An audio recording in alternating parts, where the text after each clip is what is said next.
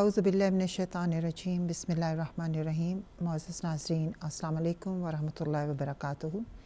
नाज़रीन, सबसे पहले तो हम आज के दिन की निस्बत से, चूँकि आज एक रवायत के मुताबिक 20 जमादुल अव्वल को जनाब फ़ातिमा ज़हरा सलामुल्लाह अलैहा की वफ़ात का दिन है। जैसा कि कहते हैं कि कुछ रवायात में हमें मिलता है कि रसूल खुदा सल्लल्लाहु अलैहि वसल्लम की वफ़ात के 75 डेज़ के बाद जनाब फ़ातिमा ज़हरा की रहलत हुई, और कुछ रवायात में हमें मिलता है कि 90 डेज़ के बाद यानी कि 3 जमाद उस्सानी को वो इस दुनिया से कूच कर गई। तो आज भी एक रवायत के मुताबिक उनकी शहादत का दिन है। तो हम सबसे पहले आपको उनकी इस शहादत की ताज़ियत पेश करते हैं, और आइए हम आप सब मिलके इसी ताज़ियत को अपने 14 मासूमीन और ख़ुसूसन अपने वक्त के इमाम की खिदमत में पेश करें। अल्लाहुम्मा सल्ली अला मुहम्मद व आले मुहम्मद वअज्जिल फ़रजहुम। तत्हीर फ़ातिमा की तबीयत का नाम है, इस्लाम शहज़ादी की सीरत का नाम है, तस्बीह क़ुर्ब हक़ की अलामत का नाम है, ज़हरा ज़बूर विर्द की आयत का नाम है। गम में सिपर हैं बद्र हुनैन की, गम में सिपर हैं बद्र हुनैन की, मयार सब्र यह है कि माँ हैं हुसैन की। नाज़रीन, इसके साथ ही हम आपको आज इसी गुफ्तगू को आगे बढ़ाते हुए मैं आपका तारुफ़ कराती हूँ। मेरे साथ मौजूद हैं मोहतरमा सईदा फ़रत हुसैन साहिबा। अस्सलाम वालेकुम वरहमतुल्लाहि वबरकातुहू।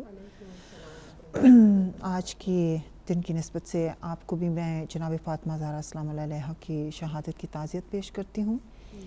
मैं भी आपके तवस्सुत से तमाम नाज़रीन की खिदमत में आपकी खिदमत में ताज़ियत पेश करती हूँ उस मज़लूमा बीबी की कि जिसने दीन हक़ के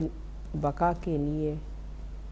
इतनी मुसीबतें उठाई हैं कि ख़ुद वो साबरा बीबी, जैसा भी आपने भी फरमाया है कि सब्र का पैकर होने के बावजूद आपकी ज़बान से ये कलमात जारी हुए कि अगर वो मुसीबतें दिन पे पड़ती तो वो तारीख रातों में तब्दील हो जाते। तो इस जुमले से बीबी की अंदाज़ा होता है कि बीबी ने कौन कौन से मसाइब का सामना किया है, और उसका सब्र करना उन मसाइब पर और उन मसाइब को फ़ेस करना सिर्फ़ और सिर्फ़ खुशनुदी रब के लिए और इस्लाम की बका के लिए। तो हमें चूँकि कनीज़ान ज़हरा होने का शरफ़ हासिल है, तो हमें भी उनके किरदार को अपने लिए नमूना अमल बनाते हुए हमारी भी प्रायोरिटी जो है वो खुशनुदी रब और दीन की बका होनी चाहिए। और इस तरीके से अगर हम अपनी ज़िंदगी को बसर करेंगे तो सही मायनों में हम कनीज़ान ज़हरा होने का हक़ अदा कर सकेंगे इंशाअल्लाह। नाज़रीन, इसके साथ ही हम अपनी गुफ्तगू को आगे बढ़ाते हैं और अब वापस अपना जो आज का हमारा टॉपिक है उसकी तरफ चलते हैं कि आज का हमारा जो टॉपिक चल रहा है एवरी मंडे मुंतज़रीन इमाम मेहदी अलैहिस्सलाम, और उसमें हम इमाम मेहदी अलैहिस्सलाम के बैतनामे को डिस्कस कर रहे हैं। आज हम उनके बैतनामे पे जो तीसरी शर्त है उसको डिस्कस करेंगे। तीसरा पॉइंट ये है कि यानी कि हम किसी मोमिन की आबरू रेज़ी यानी कि उसकी बेइज़्ज़ती नहीं करेंगे। बेइज़्ज़ती, मोमिन की बेइज़्ज़ती करना चाहे वो किसी तरीके से भी हो, चाहे उसका मजाक उड़ाना या उसके अयूब निकालना, उसको गाली देना, उसकी मलामत करना, उसको हकीर जानना, उसकी मज़म्मत करना या लोगों में उसकी बुराइयों को फैलाना, हर तरह से जो भी अमल इस तरह से किया जाए वो सब तरह से वो हराम है। वो आयात, वो रवायात जो हमें मोमिन के बारे में मिलती हैं, उस हवाले से मोमिन की शान व शौकत, उसकी शराफत में अल्लाह सुब्हानहू व तआला ने गैर मामूली एहतमाम किया है। इसे तमाम काबिल एहतराम चीज़ों से ज़्यादा मुअज़्ज़ज़ और उसके बेइज़्ज़ती को बहुत बड़ा गुनाह यानी कि खून बहा की मानद समझा है। जैसे कि सूरह बय्यना में परवरदिगार इरशाद फरमाता है कि बेशक जो ईमान लाए और अच्छे काम करते हैं वो बेहतरीन खलाइक हैं, یعنی کہ پروردگار یہاں پہ ارشاد فرما رہے ہیں کہ وہ مومن جو ہے وہ بہترین خلق خدا میں سے ہیں، اور جس نے اس کو ذلیل کیا گویا اس نے خدا کو ناراض کیا۔ تو آئیے اسی گفتگو کو آگے بڑھائیں، اور اس کے لیے میں محترمہ سیدہ فر حسین صاحبہ سے کہوں گی کہ اس ٹاپک کو، یہ جو آج کا پوائنٹ ہے کہ مسلمانوں کی، مومن جو ہے وہ کسی بھی مسلمان کی بے عزتی نہیں کرتا یا آبرو ریزی نہیں کرتا، تو اسی حوالے سے اگر آپ تھوڑا سا اس کا بتائیں کہ اس میں کیا کیا چیزیں آتی ہیں آبرو ریزی میں؟ جی بے شک نبیلہ بہن، آپ نے جو امام کی بیعت میں جو شرائط ہیں اس میں جس شرط کا آج ذکر کیا ہے اور جس حوالے سے ہمیں آج اس سے ڈسکشن کرنی ہے، تو یہ بہت ہی امپورٹنٹ شرط ہے، اور ایک بہترین معاشرے کی تشکیل کے لیے یہ بہت ہی معاون اور مددگار ہے کہ جس معاشرے میں ایک انسان دوسرے انسان کی عزت و آبرو کی حفاظت کرتا ہے، بالخصوص صاحبان ایمان کی عزت و آبرو کی حفاظت کرتا ہے، تو ظاہر ہے کہ پھر وہ معاشرہ جو ہے وہ ایک بہترین معاشرہ ہوتا ہے، اور اس میں خدا کی برکتیں شامل حال ہوتی ہیں، اور خدا اس معاشرے کے افراد کی ہر طریقے سے مدد کرتا ہے، نصرت کرتا ہے، ان کو دنیاوی اور اخروی مصیبتوں سے محفوظ رکھتا ہے۔ تو یہ ایک بہت ہی اہم اور امپورٹنٹ شرط ہے امام کے بیعت نامے کی، چونکہ جب امام ظہور فرمائیں گے تو ظاہر ہے کہ ایک ایسے معاشرے کو تشکیل دیں گے کہ جو کہ عدل کی بنیادوں پر قائم ہوگا، مبنی ہوگا، تو ظاہر ہے کہ اس کے لیے ان تمام شرائط کا پورا ہونا ضروری ہے کہ جو ایک بہترین اور مثالی معاشرے کی تشکیل میں معاون و مددگار ہو سکتا ہے۔ تو اس میں مومن کی آبرو اور اس کی حفاظت، اس کی عزت، اس کا احترام جو ہے اس کے اوپر مطلب کہ متوجہ کیا ہے، اور اس کی اہمیت کے حوالے سے امام نے اس کو شرط اپنی بیعت کی قرار دی ہے کہ اگر امام کے ظہور کے بعد تمام مسلمانوں پر یہ فرض ہوگا، یہ واجب ہوگا کہ وہ امام کی ان بیعت کی شرائط پر پورے اتریں، اور ایک عہد نامہ امام کے ہاتھوں ایک وعدہ کریں، ایک عہد کریں کہ انہوں نے اس معاشرے کو تمام برائیوں سے پاک کرنے کے جو وسائل، جو طریقے ہیں اس کو اختیار کریں گے، تاکہ ایک بہترین مثالی اور ایک اسلامی معاشرہ تشکیل پا سکے۔ تو اس کے لیے ظاہر ہے کہ ابتدا میں جو ہم نے چوری کے حوالے سے گفتگو کی ہے، اور اس کے بعد ہم نے یہ آج مومن کی آبرو اور اس کی عزت کے حوالے سے ہمیں گفتگو کرنی ہے، جس کے لیے بہترین رہنمائی جو ہمیں ہدایت مل سکتی ہے، میں اپنے ناظرین کی خدمت میں عرض کروں گی کہ گناہان کبیرہ جو آیت اللہ دستغیب کی تحریر کردہ کتاب ہے، کہ جس میں انہوں نے ان گناہوں کو ہائی لائٹ کیا ہے جو معاشرے میں کرپشن اور برائی کو پروان چڑھاتے ہیں، پروموٹ کرتے ہیں، جس سے ایک اسلامی معاشرہ جو ہے ایک حیوانی معاشرہ بن جاتا ہے۔ تو اس میں آپ نے جہاں ان گناہان کبیرہ کا ذکر کیا، وہاں پر مومن کی آبرو ریزی کے حوالے سے ایک بہت ہی طویل چیپٹر ہے کہ جس میں انہوں نے قرآن کی آیات کی روشنی میں اور احادیث کی روشنی میں اور ائمہ علیہ السلام کے اقوال کی روشنی میں بہترین رہنمائی کی ہے کہ ہمیں کس طریقے سے اس برائی کی طرف متوجہ ہونا ہے، اس کی نشاندہی کرنی ہے، اس کی اویئرنیس اپنے اندر پیدا کرنی ہے، تاکہ ہم اس برائی کا پارٹ اور حصہ نہ بن سکے۔ تو اس کے لیے آپ نے ابتدا میں قرآن کی آیات کا ریفرنس دیا ہے۔ سب سے پہلے دیکھنے کی یہ ضرورت ہے کہ ہمیں مومن کی عظمت کا پتہ ہونا چاہیے، اس کے مرتبے اور مقام کا پتہ ہونا چاہیے کہ نگاہ رب میں مومن کا کیا درجہ ہے۔ بے شک کیا مقام ہے. کیونکہ جب ہم کسی چیز کی ویلیو کرتے ہیں، کسی چیز کی ہمیں قدر و قیمت کا اندازہ ہوتا ہے، تو پھر نیچرلی ہم اس کے ساتھ ہمارا رویہ اور سلوک مختلف ہوتا ہے. جب ہم اس کی قدر و قیمت، اس کی عزت اور اس کے احترام سے واقف ہوتے ہیں، تو ضروری ہے کہ پہلے اپنے اندر یہ فکر پیدا کریں، یہ علم، یہ نالج اپنے اندر پیدا کریں کہ ہمیں مومن کے مرتبے اور مقام کا معلوم ہونا چاہیے کہ نگاہ قدرت میں مومن کا کیا مرتبہ اور مقام ہے. تو رب العزت نے سورہ بقرہ میں، سورہ شعراء میں، سورہ میں آپ نے جس کا ریفرنس دیا ہے، سورہ انعام میں، سورہ الحجرات میں اور سورہ محمد میں، اور بے شمار سورے ہیں کہ جس میں مومن کی عظمت کو بیان کیا ہے. اور اللہ ولی الذین آمنوا، جی سورہ بقرہ میں جو آیت الکرسی ہے، جو کہ الحمدللہ میں نے اس کا ریفرنس اس لیے دیا کہ ہر کلمہ گو مسلمان جو ہے اس کو بائی ہارٹ مطلب کہ یاد کرتا ہے اور صبح شام اس کا ورد کرتے ہیں. تو اس میں مومن کی صفت کو بیان کیا ہے کہ مومن کون ہے؟ ولی اللہ ہے، اللہ کا دوست ہے، یعنی کہ اللہ کا ساتھی، اللہ کا دوست ہے. اللہ نے اس کو اپنی دوستی کا شرف بخشا ہے. تو یہ یعنی کہ آپ اس سے اندازہ ایک لگا لیجئے. پھر دوسرے مقام پہ غالباً سورہ انعام کی میں خداوند کریم رسول خدا صلی اللہ علیہ وسلم سے ارشاد فرماتا ہے کہ جب تم کسی صاحب ایمان سے ملاقات کرو یا تمہارے پاس کوئی صاحب ایمان آئے تو اس پر سلام بھیجو، یعنی اس کی سلامتی کی دعا کرو،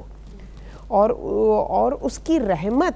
ہماری رحمت اس کے ساتھ ساتھ ہے.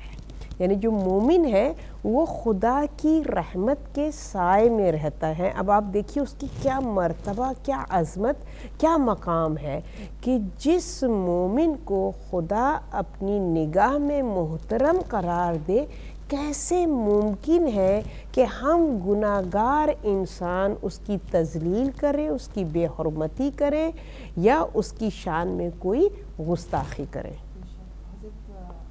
کاظم علیہ السلام سے روایت ہمیں ملتی کہ ایک مرتبہ انہوں نے خانہ کعبہ کے سامنے کھڑے ہو کر کہا کہ اے کعبہ کہ تیرا حق کس قدر عظیم ہے، لیکن خدا کی قسم مومن کا حق تجھ سے بھی زیادہ بزرگ تر ہے. مطلب کتنی شان ہے. اس سے پتہ چلتا ہے کہ مومن کی پروردگار کی نظر میں. ہم اسی کو دیکھتے ہیں کہ جب کوئی گفتگو کو آگے بڑھاتے ہوئے کہ عام محفلوں میں جائیں، یا کبھی کبھی یہ ہوتا ہے کہ مومن کی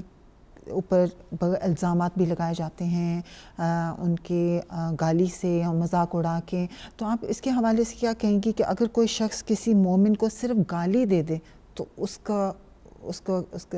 کیا اس کا انجام ہوگا؟ بے شک کسی بھی مومن کے ساتھ گستاخی کے کلمات اپنی زبان پر جاری کرنا یہ گناہان کبیرہ میں اس کا شمار ہے، اور اس کو سبک نہیں سمجھنا چاہیے، اس کو کوئی معمولی چیز نہیں سمجھنا چاہیے. یہ ایک بہت ہی بڑا گناہ ہے اور فعل حرام ہے. اور ہمیں یہ اندازہ ہے کہ اسلام میں فعل حرام کے حوالے سے رب العزت نے کتنا عذاب شدید رکھا ہے، اور قدم قدم پر ہماری رہنمائی کی ہے کہ جو مومن کی آبرو ریزی کرتا ہے، اس کی شان میں گستاخی کرتا ہے، نازیبا کلمات اپنی زبان سے ادا کرتا ہے، تو وہ عذاب شدید کا مستحق ہوتا ہے. احادیث کے روشنی میں ہمیں پتہ چلتا ہے کہ رسول خدا صلی اللہ علیہ وآلہ وسلم ارشاد فرماتے ہیں کہ جو کوئی مرد مومن یا زن مومن کی توہین کرے یا اس کو گالی دے تو جنت تو بہت دور کی بات ہے، جنت کی خوشبو سے بھی وہ محروم رہے گا. اور پھر آپ نے اس کی وضاحت فرمائی ہے کہ وہ خوشبو کہ جس کی مسافت جو ہے وہ 1000 سال 500 سال کے فاصلے سے آپ اس خوشبو کو محسوس کر سکتے ہیں. تو آپ سوچیے کہ 500 سال کا فاصلہ آپ کے اور جنت کے درمیان پیدا ہو جاتا ہے۔ بے شک، یہ تو ابھی ہم نے ڈسکس کیا کہ کوئی جیسے کہ آپ نے فرمایا کہ گستاخی کے کلمات ادا کرے اس کا، لیکن اگر کوئی جیسے کہ کبھی کبھی یہ ہوتا ہے کہ کوئی اپنے ایکشن سے مطلب ادا نہیں کرتا کلمات، لیکن اپنی ایکشن سے اگلے کی انسلٹ کرنا یا آنکھوں سے بھی اشاروں میں کسی کی انسلٹ کرنا، تو کیا وہ بھی اسی زمرے میں آتا ہے؟ بے شک اسی زمرے میں آتا ہے کہ فقط یہ نہیں کہ آپ نے اپنی زبان سے اظہار کیا ہے، بلکہ آپ کی آنکھوں سے یا آپ کی باڈی لینگویج نے کسی مومن کی توہین کی ہے، تو نگاہ رب سے تو کوئی عمل پوشیدہ نہیں ہے، وہ تو ہمارے ارادوں کو جانتا ہے، تو اس کے لیے زبان تک اس عمل کا آنا جو ہے وہ ظاہر ہونا جو ہے ضروری نہیں ہے۔ اگر فکری اعتبار سے بھی ہماری فکر میں کسی کی عزت نہیں ہے، ہم اس کو توہین آمیز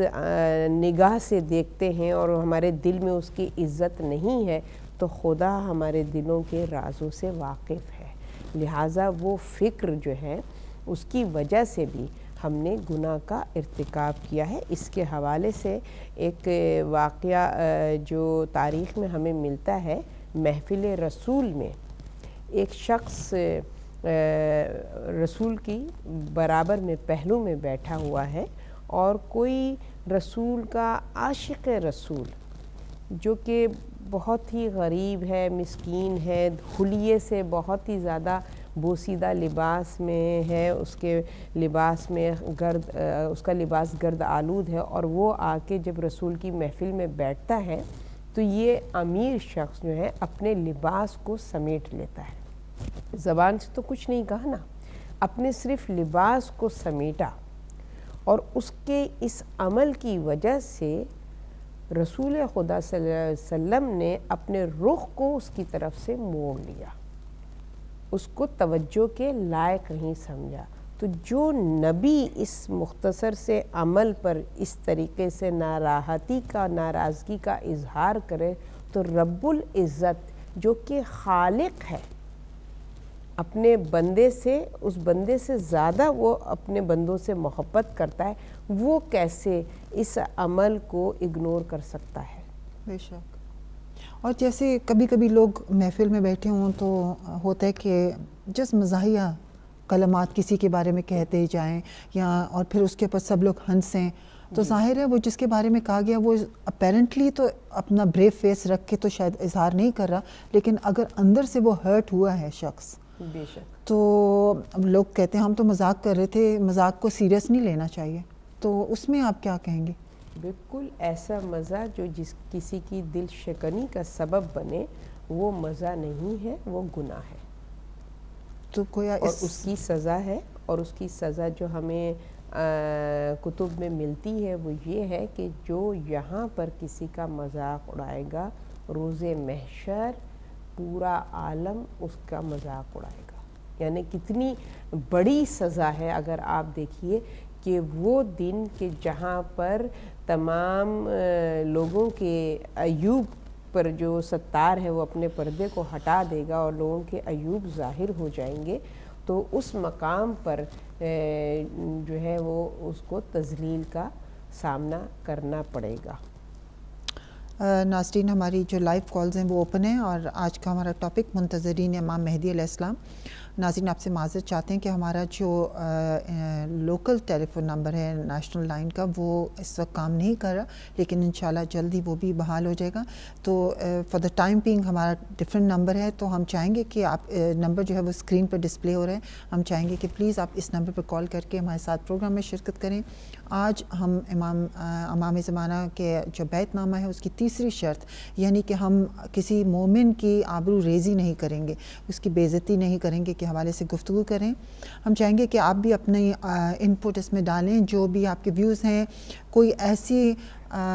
سچویشن ہوئی ہو جہاں پہ کہ آپ نے فیل کیا ہو کہ آپ کی انسلٹ ہوئی ہے یا کسی نے آپ کا دل دکھایا ہے اور اگلے کو اس چیز کا احساس نہ ہو، کیونکہ صرف اس سے ہم اور آپ نہیں مستفید ہوں گے بلکہ اور بھی دوسرے ویورز بھی جو ہیں اس سے وہ مستفید ہوں گے اور ہم سب کی اس میں اصلاح ہوگی. جی اسی سے آگے چلتے ہیں. کہتے ہیں نا کہ کبھی کبھی یہ ہوتا ہے کہ ہم چیریٹی کے لیے کچھ چیز فنڈ اکٹھا کر رہے ہوتے ہیں, تو جو لوگ چیریٹی میں تھوڑا دے رہے ہوتے ہیں لوگ ان کو کوئی اتنی امپورٹنس نہیں دیتے, لیکن جس نے بھی ایک بڑا اماؤنٹ چیریٹی میں دیا تو اس کو گلے بھی مل رہے ہیں, اس کا شکریہ بھی ادا کیا جا رہا ہے, اس کے پھر مائک سے اناؤنسمنٹ اور یہ سب کچھ ہوتا ہے. تو اس میں اس کے حوالے سے آپ کیا فرمائیں گی؟ بالکل, یہ بھی دیکھیں آداب محفل کے, آداب معاشرے کے خلاف ہے کہ آپ کسی کی غربت کی وجہ سے اس کی دل شکنی کریں کہ اگر وہ نہیں افورڈیبل نہیں ہے اور اس نے تھوڑی رقم خیرات کی ہے اور چیریٹی میں دی ہے, تو آپ کوئی حق آپ کو نہیں ہے کہ اس کے عمل کو حقیر سمجھیں. ہو سکتا ہے نگاہ قدرت میں اس کی حقیر رقم اس کثیر رقم سے کہیں زیادہ ویلیویبل ہو, کہیں زیادہ قدر و قیمت رکھتی ہو, زیادہ خلوص ہو اس کے اندر. اور خدا رب العزت جو ہے وہ خلوص کو دیکھتا ہے, وہ کوالٹی دیکھتا ہے, کوانٹیٹی نہیں دیکھتا.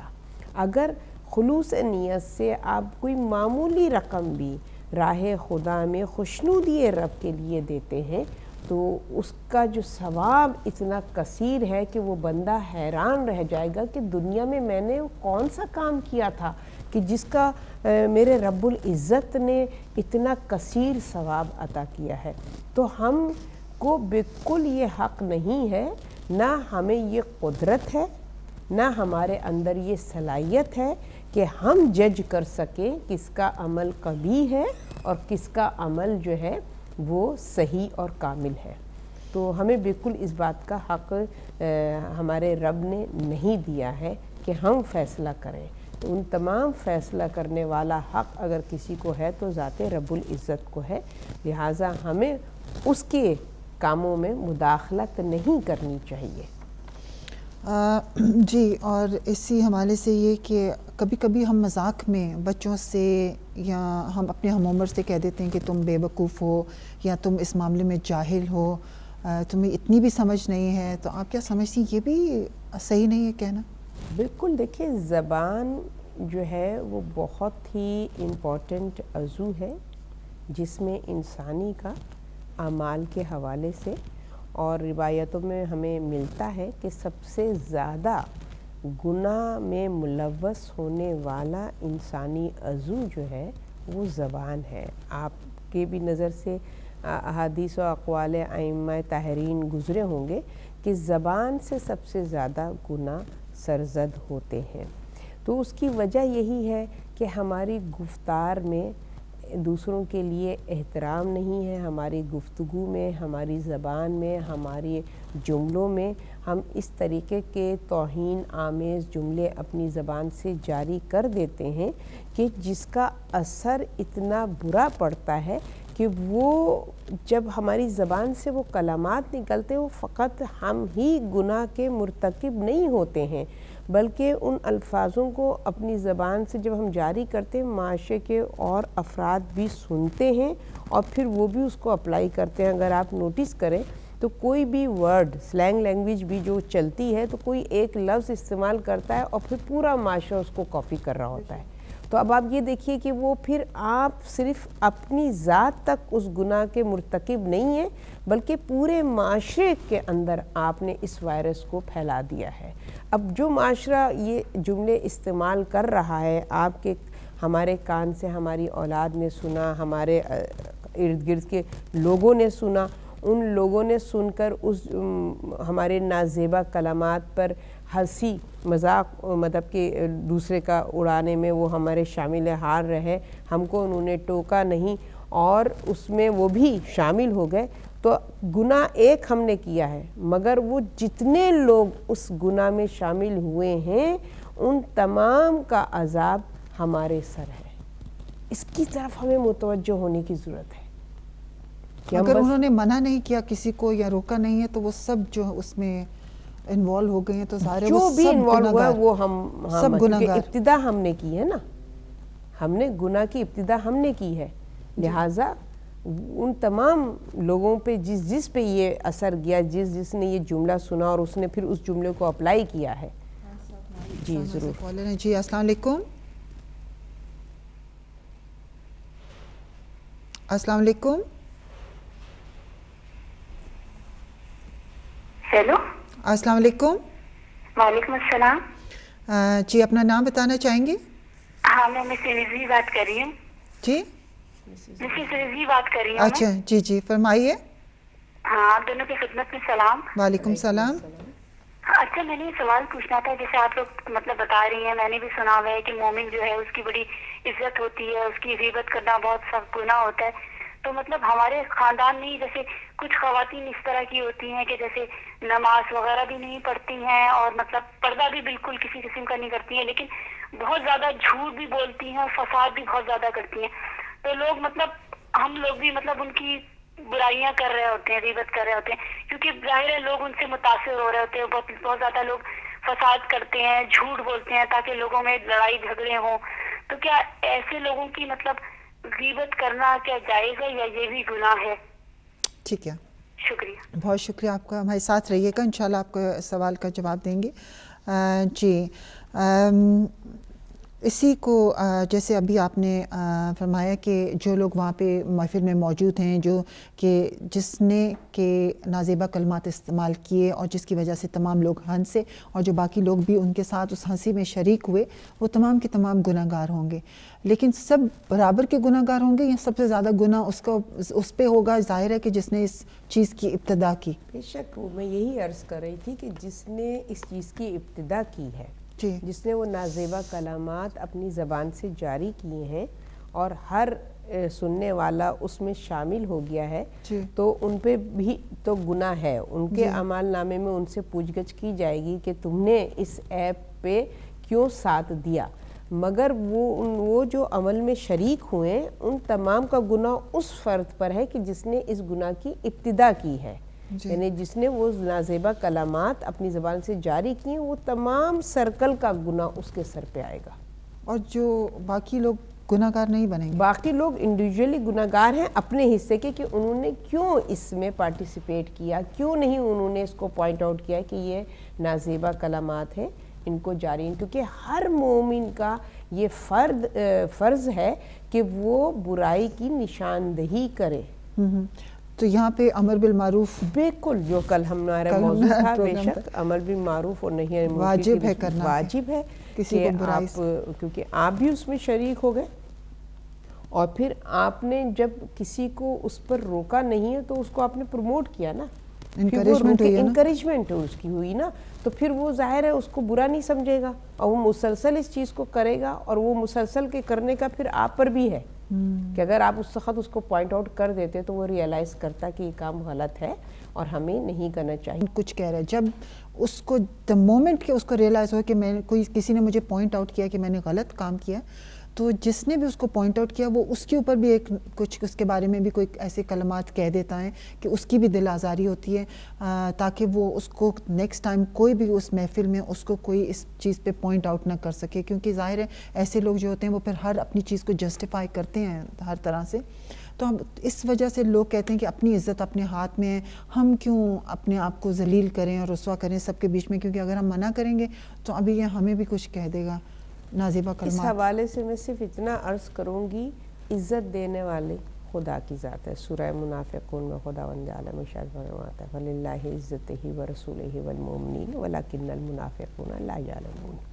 کہ عزت جو ہے مخصوص ذات رب العزت کے لیے ہے، رسولوں کے لیے اور مومنین کے لیے. عزت دینے والا رب العزت کی ذات ہے،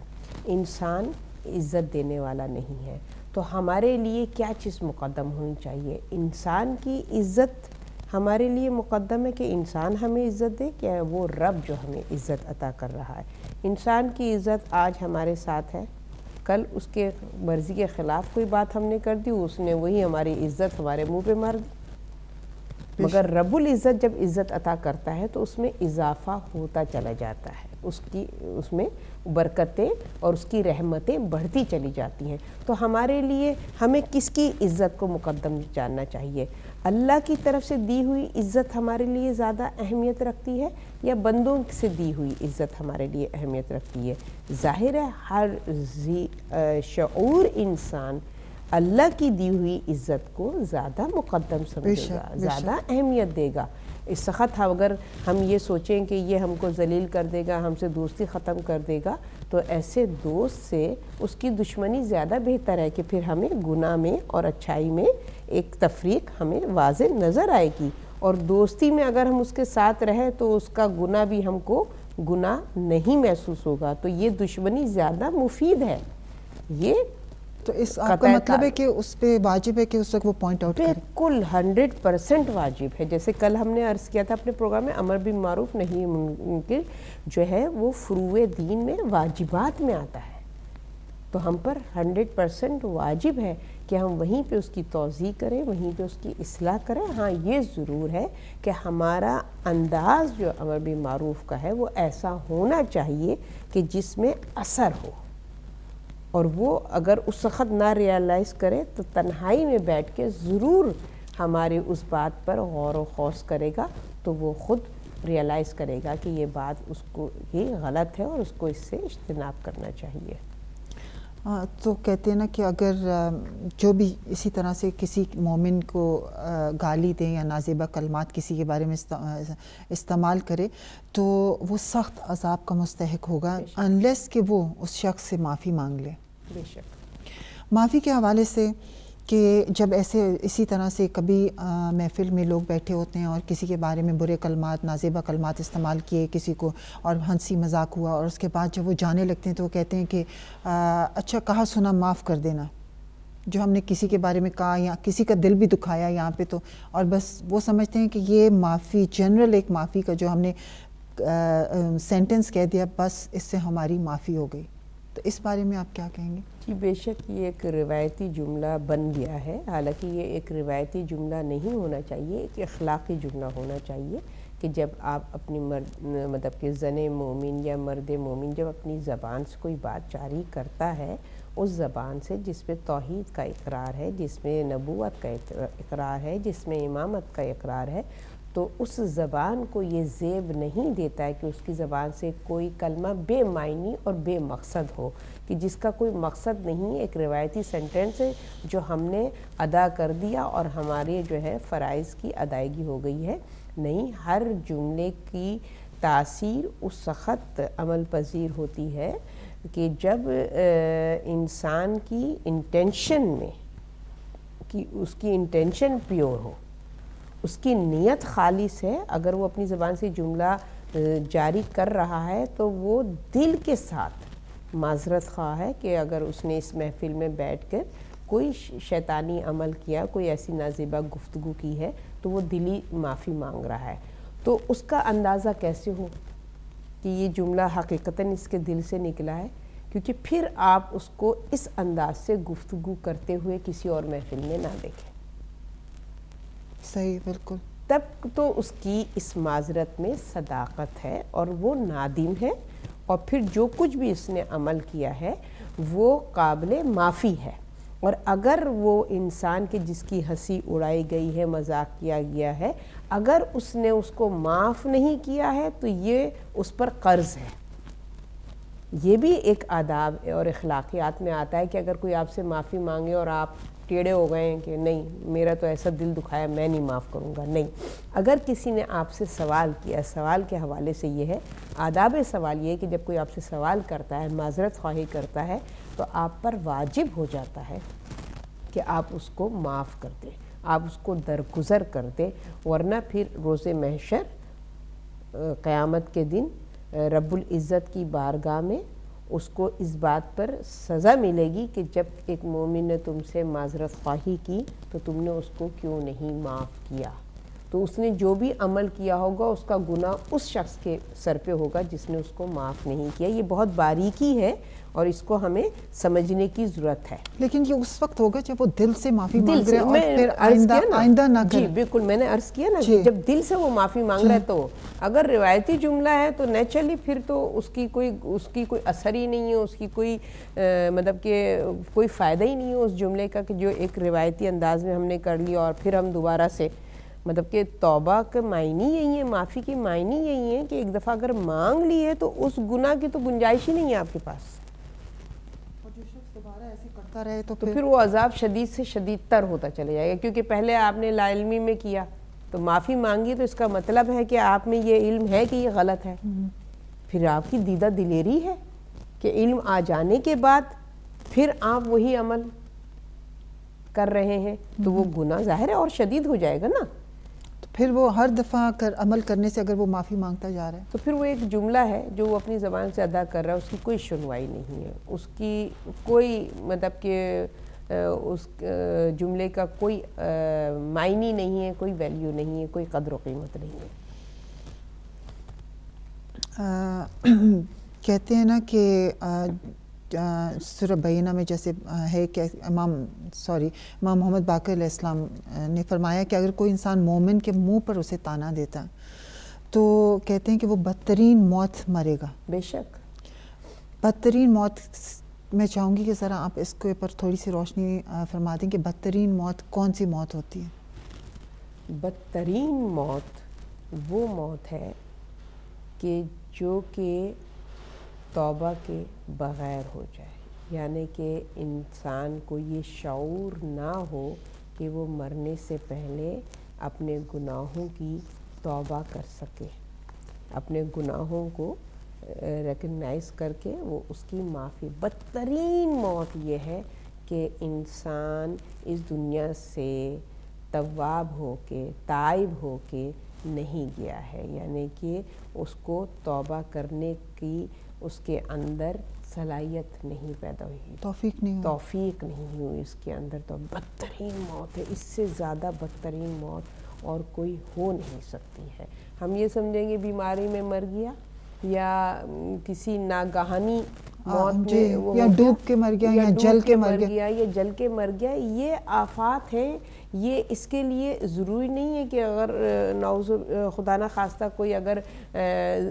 بلڈنگ میں دب کے مر گیا ہے تو وہ اس کی بدترین موت تھی. نہیں، وہ جو ہے وہ موت اس کے لیے بدترین نہیں ہو سکتی. یہ ناگہانی آفات ہیں، یہ کسی پہ بھی آ سکتی ہیں. بدترین موت وہ ہے کہ جو انسان توبہ کیے بغیر اس دنیا سے چلا جائے. جی السلام علیکم. جی وعلیکم السلام. جی میں کمال بات کر رہا ہوں لندن سے. جی فرمائیے بھائی. اور ابھی گفتگو چل رہی تھی آپ لوگ کی، پہلے تو آپ لوگوں کو میری طرف سے سلام. بہت اچھا پروگرام چل رہا ہے آپ کا. بہت شکریہ. پھر یہ کہ ابھی جو گفتگو کر رہے تھے کہ معاف کرنے کے حوالے سے، جی تو اگر معافی مانگنے والے کا یہ کیسے پتہ چلے گا کہ وہ معافی دل سے مانگ رہا ہے یا وہ ویسے ہی مانگ رہا ہے؟ ٹھیک ہے ایک چیز. اور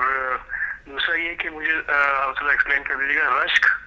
آنا اور حسد کرنا، اس میں تھوڑا آپ ڈیفائن پلیز کر دیجیے. اچھا ٹھیک ہے، بہت شکریہ. Thank you so much. Thank you آپ کو کال کرنے کا شکریہ. جی واپس اپنی گفتگو کی طرف چلتے ہیں. کہ کہتے ہیں نا کہ ہمارے معاشرے میں یہ بھی ہے کہ کبھی کسی کو کوئی ایک خبر پتہ چلتی ہے، کسی کی کوئی بھی بات، تو وہ فوراً وہ سوچتا ہے کہ میں یہ والی خبر جو ہے اور لوگوں تک پہنچاؤں یا اس کے جو بھی کلوز فرینڈز ہیں اس تک میں پہنچانے کی کوشش کروں، کیونکہ میں فرسٹ ون ہوں. میں اس کو یہ خبر دینے میں بہت ایکسائٹڈ فیل کرتا ہے کسی کے بارے میں، چاہے وہ اچھی خبر ہے یا بری خبر ہے.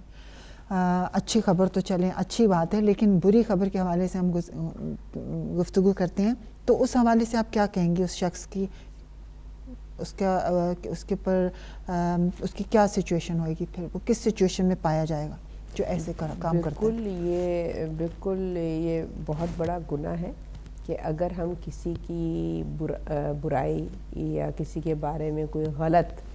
بات کا ہمیں علم ہو جائے یا کسی نہیں، اگر صحیح بھی بات کا علم ہوا ہے، کسی کی برائی ہے، کسی کے خدا نہ کرے جیسے کسی کے بچے کو ڈیورس ہو گئی ہے، کوئی ایسی بات ہے، فوراً وہ فون اٹھا کے سارے لوگوں میں بتا رہے ہیں کہ اس کے ہاں یہ ہو گیا، مطلب ایک مثال یہی میں عرض کر رہی ہوں کہ اگر وہ یہ برائی ہوئی نا، برائی سے مطلب ظاہر ہے کہ یہ اگر کسی کی ڈیورس ہوئی ہے، کسی کی اولاد نااہل ہو گئی ہے، یا کوئی بھی کسی اندر کوئی عیب ہے، کسی کے اندر کوئی برائی ہے، تو آپ اس کی بیٹھ کے آپ اس کے عیبوں کو فاش کر رہے ہیں، جس کی رب العزت بالکل اجازت نہیں دیتا. آپ کو کوئی حق نہیں ہے وہ کہ جس کے دست قدرت میں تمام اختیار ہے جزا اور سزا کا، جب وہ اپنی ستار ہونے کی صفت کو استعمال کر رہا ہے تو ہم جیسے گناہ گار بندوں کو کیسے یہ زیب دے سکتا ہے کہ ہم جو ہے وہ کسی کی عیب جوئی کریں یا کسی کی کوئی برائی یا کمزوری ہے اس کو محفل میں بیان کریں. یہ شدید اس کے سورہ احزاب میں سورہ الحجرات میں جو معاشرے کی تربیت کے حوالے سے جو آیات نازل ہوئی ہیں اس میں سخت اس پر مذمت کی گئی ہے اور اس پر عذاب شدید کو وہ کیا گیا ہے کہ عذاب شدید اس شخص کے لیے منتظر ہے کہ جو کسی کے رازوں کو، کسی کے عیبوں کو اور کسی کی برائیوں کے پردے کو فاش کرے. تو کیا ہوتا ہے کہ اس انسان کے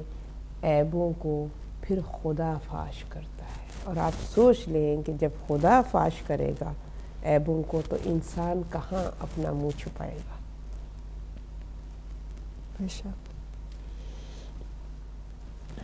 اچھا، اسی آج کے اس ٹاپک کو آج کے امام زمانہ کے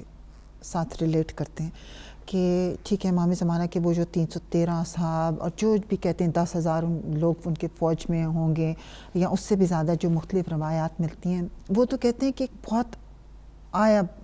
اعلیٰ پائے کے لوگ ہوں گے، ٹاپ لیول کے بہت ہی نیک اور پارساں لوگ ہوں گے. ان سے امام یہ وعدہ لیں گے کہ آپ کسی مومن کی بے عزتی نہیں کریں گے. وہ آلریڈی کانشیس ہوں گے اس چیز پہ کہ ہم کسی کی مومن کی بے عزتی نہیں کرتے ہوں گے، تو کیوں کس زمرے میں وہ ان سے یہ دوبارہ سے وعدہ لیں گے؟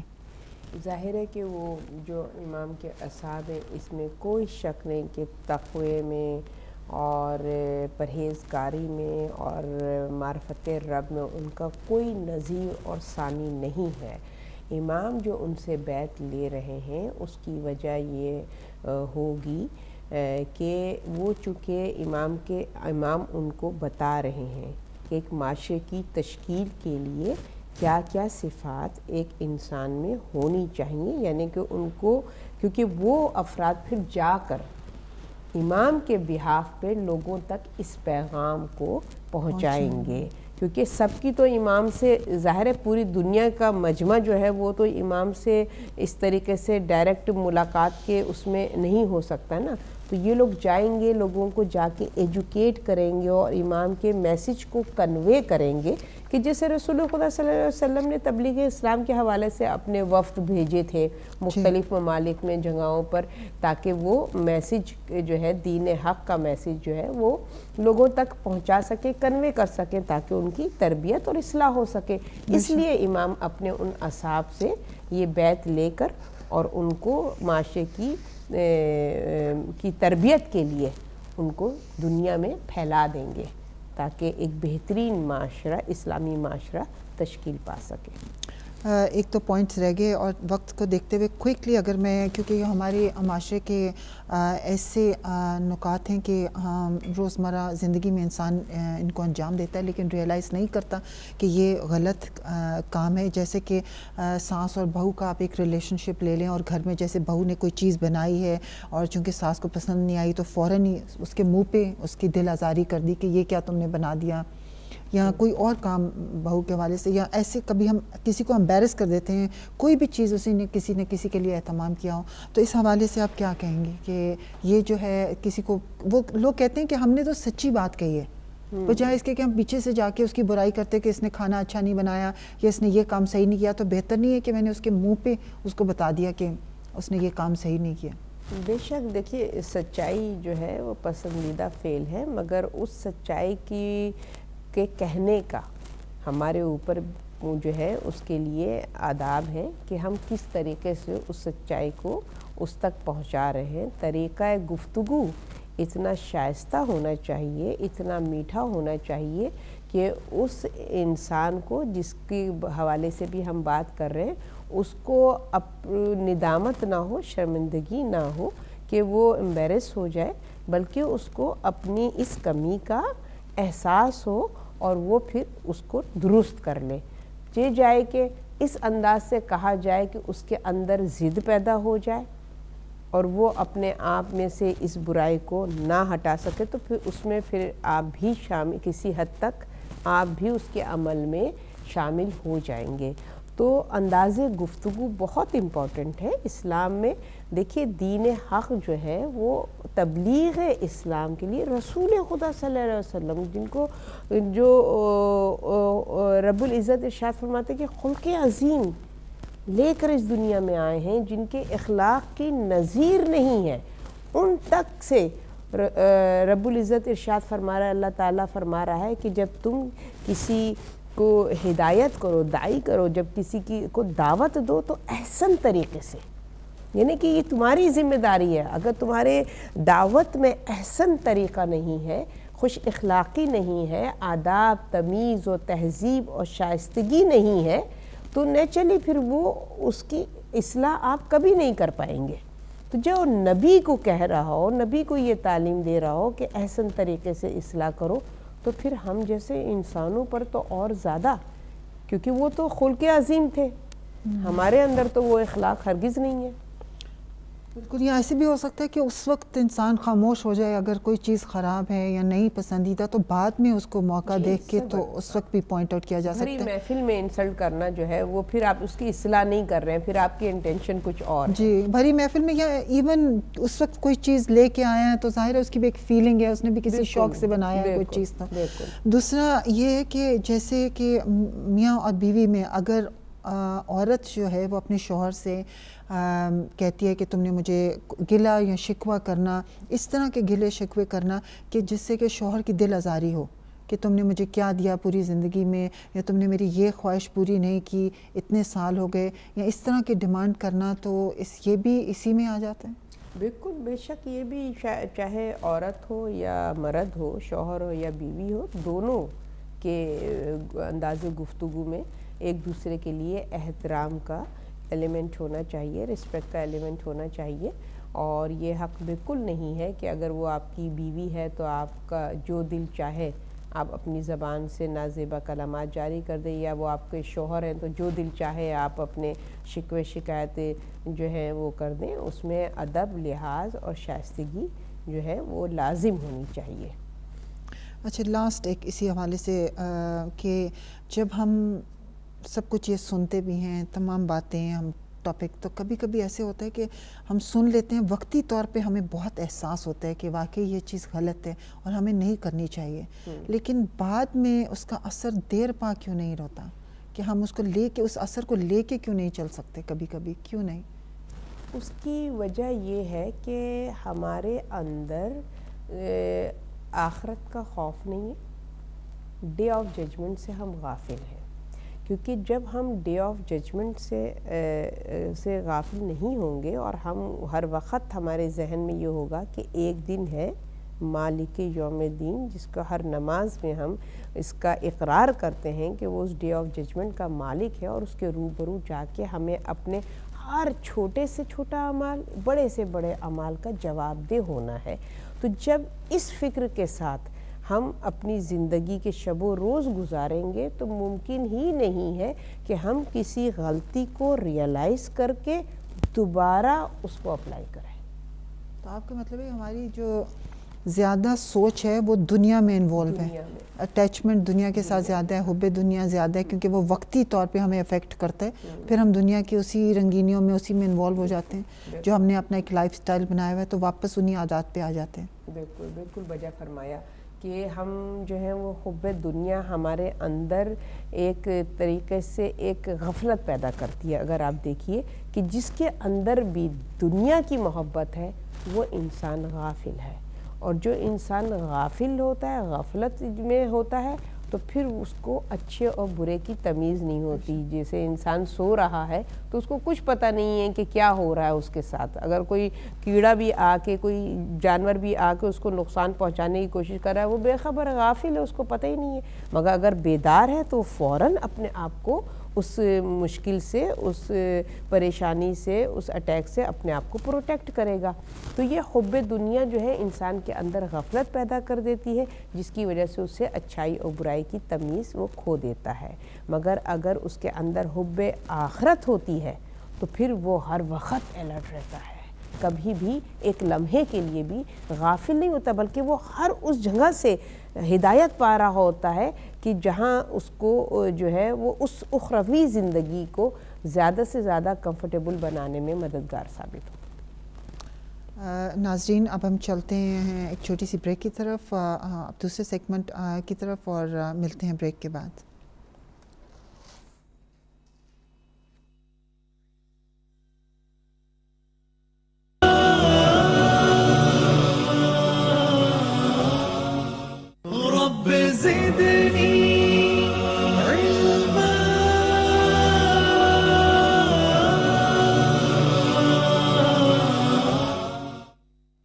السلام علیکم معزز ناظرین, آپ کی خدمت میں سیگمنٹ رب زدنی علما لے کر حاضر ہوں.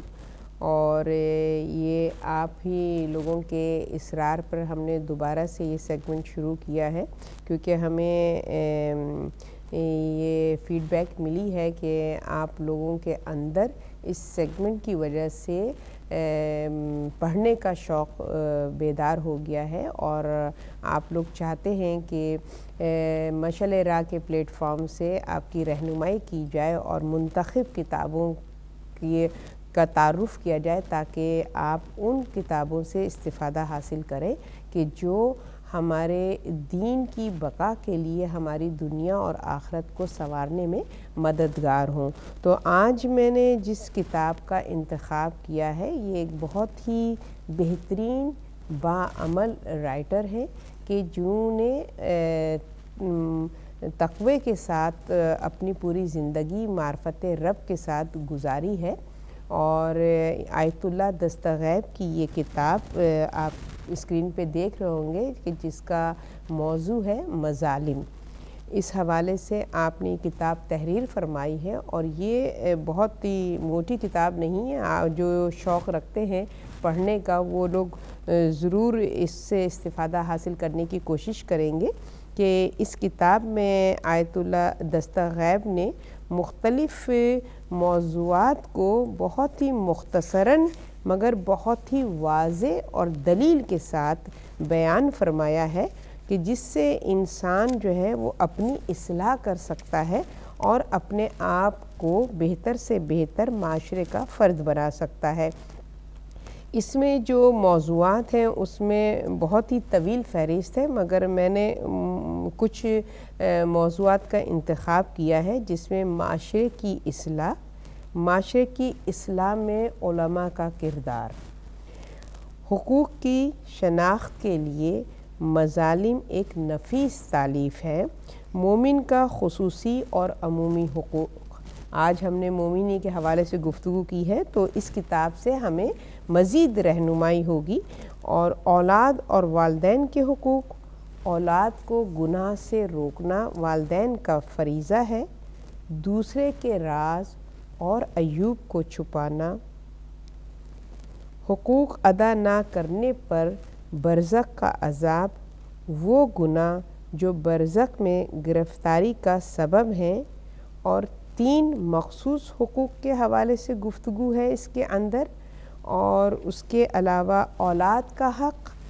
والدین پر انتہائی اہمیت کا حامل ہے. ہر شخص اپنے زیر کفالت افراد کی بے راہ روی کا ذمہ دار ہے. یہ کتنا امپورٹنٹ موضوع ہے کہ جس کی طرف ہمیں متوجہ ہونے کی ضرورت ہے. اولاد کو گناہ سے روکنا اس کا حق ہے, یعنی حقوق کے حوالے سے جو والدین کے اوپر حقوق عائد ہوتے ہیں کہ اولاد کو گناہ سے روکے, اور والدین پر اولاد کے حقوق واجب ہیں माँ की खिदमत, दौरान हमल माँ को पहुँचने वाली अज़ियतें, माँ बाप का एहतराम वाजिब है, मौत के बाद वालदैन के हुकूक़। कल हमारी एक कॉलर ने ये कहा था कि मौत के बाद जो है वो सिलसिला है मग़फ़रत के लिए जो दुआएं करते हैं वो किस हद तक सही है। तो यहाँ पे आयतुल्लाह दस्तगैब उसकी तरफ भी हमारी रहनुमाई कर रहे हैं कि मौत के बाद वालदैन के हुकूक़ हैं। ये मत समझे इंसान कि माँ बाप अब इस दुनिया से चले गए तो हमारी जो ज़िम्मेदारी बहैसियत औलाद के आयद होती है वो हम जो है उससे तही दामन हो गए हैं। तो इस हवाले से मैंने कुछ चीज़ें हाईलाइट की थी और वो मैं आपके साथ शेयर करना चाहती हूँ कि हुकूक़ की अदायगी को आखिरत मत छोड़ें। औरत हो या मर्द, ज़िंदगी का तौर तरीक़ा सीखें, अपने हुकूक़ को आखिरत पर मत डालें। कहीं आपका ये हाल ना हो कि जिसकी बार बार तकरार हुई है कि हुकूक़ ऐसे पत्थर की मानिंद है। इतनी बेहतरीन गुफ्तगू यहाँ पर जो मेरे मतलब कि रूह की गहराई तक जिसने असर किया है कि हुकूक़ ऐसे पत्थर की मानिंद हैं जो किसी परिंदे के पंजे में बांध दिया जाए और वो परवाज़ के काबिल ना रहे। बज़ाहिर हर परिंदे के बालों पर सालिम है, देखने में सही नज़र आ रहा है, लेकिन परवाज़ नहीं कर सकता। अगर कोई हक़ किसी का आपकी गर्दन पर हो तो आपका भी उसी परिंदे जैसा हाल होगा, यानी आपको ये हक़ मलकूत आला तक परवाज़ करने नहीं देगा। यानी आप देखिए कि आपकी जो इल्मी रिफ़त है और मार्फत रब है वो बुलंदी जो इंसान के को कमाल तक पहुंचाती है वो रुकावट बन जाएगी अगर आपके ऊपर जिनके हुकूक़ हैं उनकी आपने अदायगी नहीं की है। औलाद का हक़ वालिदैन पर इंतहाई अहमियत का हामिल है। आज के माशरे में जो करप्शन है नबीला बहन, उसका एक रीज़न ये है कि वालिदैन जो हैं वो औलाद के उन हुकूक़ की तरफ मुतवज्जो नहीं है जो उसके किरदार साजी के लिए बहुत अहम है, बल्कि दुनियावी आसाइशों और राहतों की तरफ ज़्यादा फोकस किया जाता है कि हम हमारी औलाद का ये हक़ है कि उसको इस दुनिया में ऐशो आराम दें। हालांकि उस दुनिया का ऐशो आराम का हक़दार आपकी औलाद इस दुनिया के ऐशो आराम के हक़दार से ज़्यादा हक़ रखती है। तो इसकी तरफ हमें मुतवज्जो होने की ज़रूरत है कि अपने माँ बाप पर हक़ साबित है कि ऐसे अफराद जिन्होंने औलाद के हक़ का लिहाज ना किया अपनी कोताही के ज़िम्मेदार हैं। मसलन औलाद की सही परवरिश नहीं की, उसमें कोताही बरती, सुस्ती से काम लिया, औलाद की परवाह नहीं की और औलाद इसके नतीजे में बिगड़ गई तो उसकी तमाम तर ज़िम्मेदारी वालिदैन पर आएगी। किसी बच्चे ने कत्ल कर दिया तो उसका ज़िम्मेदार उसका बाप है। बच्चा क़यामत के दिन कहेगा कि मेरे बाप ने मुझे सिनेमा का मुंह दिखाया और मस्जिद का मुंह नहीं दिखाया, मेरे बाप ने मुझे बेहुदा फ़िल्में तो दिखाईं, कुरान की आयत की तरबियत और उसका इल्म मुझे नहीं दिया है। औलाद के जुर्म में बराबर के शरीक होंगे वो वालिदैन कि चंद रोज़ कबल, अब आप तहरीर फरमाते हैं कि चंद रोज़ कबल एक शख्स रोता हुआ मेरे पास आया और कहने लगा मेरी बेटी 12वीं जमात की तलबा है लेकिन मुस्तकिल समझाने के बावजूद चादर सर पर नहीं लेती, क्या ऐसे में मैं इसके गुनाह में शरीक हूँ? मैंने जवाब दिया हाँ, आप 100% गुनाह में शरीक हैं। कहने लगा कि मैं तो इसकी हरकत से नाराज़ हूँ और इसकी तायीद नहीं करता। तो मैंने जवाब दिया तुमने उसे कॉलेज में दाखिल करके पहले ही उसको जो है उसकी तरबियत नहीं की कि लड़कियों के लिए हिजाब कितना अहम है और हिजाब औरत की हया और शर्म का पासबान है। यानी तुम्हारी तरबियत, यानी जो बचपन से तरबियत करनी चाहिए वो नहीं कि अब कॉलेज में आके वो बेहयाई कर रही है तो अब तुमको फ़िक्र हो रही है, وہ وقت کہ جہاں پر اس کی اپ برنگنگ میں اس تربیت کو شامل کرنا تھا اس وقت تم نے سستی برتی. اب جب تمہیں اس کے عمل سے گناہ نظر آ رہا ہے تو اب تمہیں یہ فکر ہوئی ہے, لہٰذا وہ جو وقت تم نے قیمتی وقت جو تربیت کے حوالے سے اس کا تھا تم نے اس کو ضائع کیا ہے, لہٰذا اب تم اس میں برابر کے شریک ہو. والدین کی روش بچوں کی رہنمائی, اس میں بہت بہترین یہ واقعی میں اگر میں پڑھنے پہ رہوں تو میں آپ کو پوری کتاب, مجھے تو اس کا ہر پیج اور ہر موضوع جو ہے وہ بہترین اور امپورٹنٹ لگ رہا ہے, اہم لگ رہا ہے کہ ہماری اصلاح ہو جائے. تو انشاءاللہ موقع ملا تو ہم مزید اس کے اوپر گفتگو کریں گے کہ کس طریقے سے ہمیں اپنے معاشرے کو, اپنے کردار کو بہتر بنانے کے لیے ہمیں کیا کیا کام اور ہماری کیا ذمہ داریاں ہیں. 6 حقوق ہیں جو کہ میں انشاءاللہ رہا تو میں اس کتاب کو نیکسٹ سیگمنٹ میں دوبارہ اس کو کروں گی تاکہ آپ کے اندر شوق پیدا ہو اور آپ تلاش کرنے کی کوشش کریں اس کتاب کو کسی لائبریری میں, کسی بک شاپ میں, اور اس کو پڑھیں گے تو انشاءاللہ آپ ضرور مستفید ہوں گے. والسلام علیکم ورحمۃ اللہ وبرکاتہ. بہت خوبصورت کتاب ہے جس کا آپ نے ذکر کیا, مجھے بھی ہو رہا ہے کہ میں اس کو پڑھوں, لیکن ایک سب چونکہ آپ نے جو بیان فرمایا تو اسی حوالے سے آئی ایم شیور ناظرین کے بھی ذہن میں یہ سوال آیا ہوگا کہ آپ نے کہا کہ جو بچوں کی تربیت صحیح ٹائم پہ نہیں کی اور لیٹر آن جا کے انہوں نے ریئلائز کیا کہ بچے غلط کام کر رہے ہیں, والدین نے جب ریئلائز کیا تو وہ اس وقت کیسے اس گناہ کی تلافی کریں جو انہوں نے گناہ کر دیا. بے شک بہت ہی بہترین آپ نے سوال کیا ہے, اور یقین جانیے کیونکہ ہمارے پاس 2 اور بھی سوال ہیں ویڈیوز کے, تو ہم یہ جلدی بہت ہی سے مشکل کام ہے. بے شک اس وقت ماں باپ کو جو پیریڈ تھا تربیت کا اس میں کرتے تو ان کے لیے زیادہ سہل اور آسان ہوتا. اس وقت بہت ہی ڈیفیکلٹ ٹاسک ہے, اس میں پھر خدا کی ذات سے التجا کریں, اس کی مدد کو, اس سے مدد طلب کریں کہ وہ آپ کے اس کام میں آپ کی مدد کریں, اور آپ پھر اس کے ایج گروپ میں آ کے اس کی فیلنگ کو انڈرسٹینڈ کرتے ہو, اس کے لیول پہ آ کے, جیسے مولا علی نے فرمایا نا جب اپنی اولاد کی تربیت کرو تو اپنے ٹائم پہ نہیں کرو, اپنے ٹائم پیریڈ میں رہ کے نہیں کرو, بلکہ اس کے ٹائم پیریڈ میں آؤ, اس کی پرابلمز کو سنو, اس کے وہ کیوں حجاب کی امپورٹنس کو نہیں سمجھ رہی ہے, کیا کہاں پر لیکنگ ہے, کہاں پر کمی ہے, اس کمی کو پورا کرنے کی کوشش کریں پیار و محبت کے ساتھ, تو انشاءاللہ خداوند کریم ضرور مددگار ہوگا. بہت شکریہ آپ کا. سوالات کی طرف آتے ہوئے مسز رضوی, ان کا تھا سوال کہ کچھ خواتین ایسی ہوتی ہیں جو پردہ بھی نہیں کرتی ہیں, نماز روزہ بھی نہیں کرتی ہیں, اور وہ لوگ اگر غلط بات کریں, وہ لوگ کسی مومن کی بے عزتی کریں, ایسے لوگوں کے بارے میں کیا ان لوگوں کی ہم بات کر سکتے ہیں؟ ان لوگوں کی دیکھیے ہم ان لوگوں کی بات کس سے کریں, جیسے آپس میں ڈسکس کرتے ہیں کہ اس نے کوئی برا کام کیا, فرض کریں ایسی کوئی خاتون ہیں جو کہ لوگوں کو کی دل آزاری کرتی ہیں یا کوئی بھی وہ غلط کام کرتی ہیں, تو وہ کہتی ہیں کہ کیا ہم ان کی پیٹھ پیچھے ان کی بات, میرا جہاں تک مجھے سمجھ آئی ہے کہ کیا ہم ان کی بات کر سکتے ہیں, کیونکہ وہ مومن جیسے ہم کہتے ہیں کہ مومن کی آپ بات نہیں کر سکتے,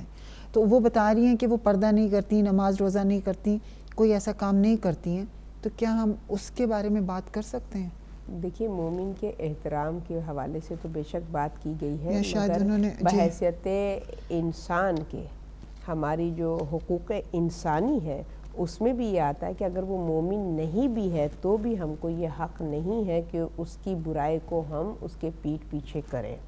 کوئی بھی اگر مسلمان نہیں ہے, مومن نہیں ہے, کافر ہے, تب بھی الاؤ نہیں ہے, یہ معاشرے کی ایک برائی ہے نا, تب بھی ہمیں الاؤ نہیں ہے کہ ہم جو ہیں وہ اس کے مذہب یا اس کے کردار کو دیکھیں کہ اچھا یہ تو بے عمل ہے, لہٰذا ہمیں حق پہنچتا ہے کہ ہم اس کی توہین کر دیں اور اس کی محفل میں ہنسی اڑائیں یا اس کی عیب جوئی کریں. نہیں, ہمیں بالکل اس بات کا کسی پہ ہمیں حق نہیں ہے. ہم نے چونکہ مومن کے احترام کے حوالے سے ہم نے مومن کو فوکس کیا تھا, اس لیے ہم نے لفظ مومن بار بار استعمال کیا ہے, مگر کسی بھی انسان کی دل آزاری کا ہم کو حق نہیں ہے. دوسرا یہ بھائی ہیں, انہوں نے سوال کیا تھا کہ اگر معافی مانگنے والے کا کیسے پتہ چلے کہ واقعی وہ دل سے معافی مانگ رہا ہے, اور اس کو شاید ہم نے کور بھی کیا تھا, شاید انہوں نے سنا نہیں. جی, میں ان کے لیے یہ عرض کروں گی کہ ظاہر ہے کہ ہم باطن کو نہیں جانتے ہیں کسی کے. اگر کسی نے ہم سے معافی طلب کی ہے تو حسن ظن کیا ہے کہ ہم اس کو حقیقت جان کر معاف کر دیں تو ہمارا جو مطلب کہ فریضہ ہے وہ ادا ہو جاتا ہے. اس کی بک آف ایکشن میں ہمارا اکاؤنٹ کلیئر ہے. اگر اس کی نیت میں فطور ہے تو اس کو اس کا عذاب ملے گا، مگر ہم اس عذاب میں شریک نہیں ہوں گے کیونکہ ہم نے حسن ظن رکھتے ہوئے اس کو معاف کر دیا ہے. تو خدا ہمیں اس کا زیادہ اجر و ثواب دے گا. اور جو اس نے اگر ہمیں دھوکہ دیا ہے، ریاکاری کی ہے، تو پھر اس کے وہ اپنے عذاب کا مستحق ہوگا. بالکل. ایک منٹ بھی نہیں، فیو سیکنڈز میں اگر آپ، انہوں نے دوسرا سوال کیا تھا کہ رشک اور حسد میں کیا فرق ہے، اگر آپ جلدی سے اس کو بھی جی، رشک اور حسد میں بہت واضح فرق ہے. کیونکہ جب ہم رشک کرتے ہیں کسی پر تو ہماری انٹینشن یہ ہوتی ہے کہ اس کے پاس جو خوبی ہے رب العزت ہم کو بھی عطا کر دے. اور جب ہمیں حسد ہوتا ہے تو ہم یہ کہتے ہیں ہمیں وہ خوبی ملے نہ ملے رب اس سے چھین لے. حسد بری چیز ہے، رشک بری چیز نہیں ہے. نہیں، رشک بری چیز نہیں ہے. رشک جو ہے وہ آپ کے اندر ایک طریقے سے موٹیویشن پیدا کرتا ہے. آپ کسی کی چیز کو دیکھ کے ایڈمائر ہوئے ہیں اور آپ نے اس کی آرزو کی ہے کہ میرے اندر بھی یہ خوبی پیدا ہو جائے، تو یہ تو پازیٹیو تھنکنگ ہے. مگر حسد جو ہے وہ جیلسی کی، جو کہ یہ چاہتی ہے کہ اس انسان سے یہ کوالٹی چھن جائے. تو یہ ہم خود تفریق بالکل کر سکتے ہیں. ہم رشک اور حسد میں بہت واضح فرق محسوس کر سکتے ہیں کہ ہم اس سے اس کوالٹی کے چھننے کی آرزو رکھ رہے ہیں یا ہم چاہ رہے ہیں وہ کوالٹی ہمارے اندر بھی پیدا ہو جائے. اگر ہمارے اندر بھی پیدا ہو جائے تو یہ رشک ہے، اور اگر ہم چاہتے ہیں کہ اس سے خداوند کریم یہ کوالٹی چھین لے تو پھر یہ حسد ہے. میل کریں تو اپنے کامنٹس، اپنے سجیشنز، اپنے ویوز، کیونکہ ہم ایک نیا پروگرام لے کے آپ کی خدمت میں حاضر ہو رہے ہیں جو کہ ونس اے منتھ ہم انشاءاللہ پیش کریں گے. نیکسٹ ویک اس کا پہلا ہوگا پروگرام کا، تو پہلا پروگرام ہوگا اس حوالے سے. تو ہم چاہیں گے کہ کوئی اور ٹاپک جو آپ چاہتے ہیں کہ ہم اپنے پروگرام میں کور کریں، پلیز ہمیں feedback@hidayat.tv پہ ای میل کر دیں. یا آپ یہاں پہ بہتر یہی ہے کہ آپ ای میل کر دیں، یا ہمارے پروگرام میں ہمیں فون کر کے آپ اس کو انفارم کر سکتے ہیں. اور بس اینڈ پہ میں بھی یہی کہوں گی کہ امام مہدی علیہ السلام یہ نہیں چاہیں گے کہ ان کے انصار اور مددگار جو ہوں گے وہ کسی طرح سے بھی، چاہے وہ مسلمان ہوں، کافر ہوں یا ہندو ہوں، کسی کا بھی دل دکھایا جائے، کیونکہ ان کے مددگار جو ہوں گے وہ پوری دنیا میں اسلام پھیلائیں گے. اور ان کو بہت نرمی اور بہترین اخلاق کا مظاہرہ کرنا ہوگا، نہ کہ لوگوں کے مذاق اڑانا ہوگا یا ان کے دین کی یا ان کی توہین کرنی ہوگی. تو بس اس بات کا ہمیں خیال رکھیں کہ ہم یہ چیز اپنے اندر سے، اگر ہمارے اندر یہ برائی ہے تو ہم اس کو نکالنے کی کوشش کریں، اسے ختم کرنے کی کوشش کریں. ناظرین، اس کے ساتھ ہی آپ سے اجازت چاہتے ہیں. نیکسٹ ویک انشاءاللہ آپ کی خدمت میں پھر حاضر ہوں گے. اپنا خیال رکھیے گا. السلام علیکم ورحمۃ اللہ وبرکاتہ.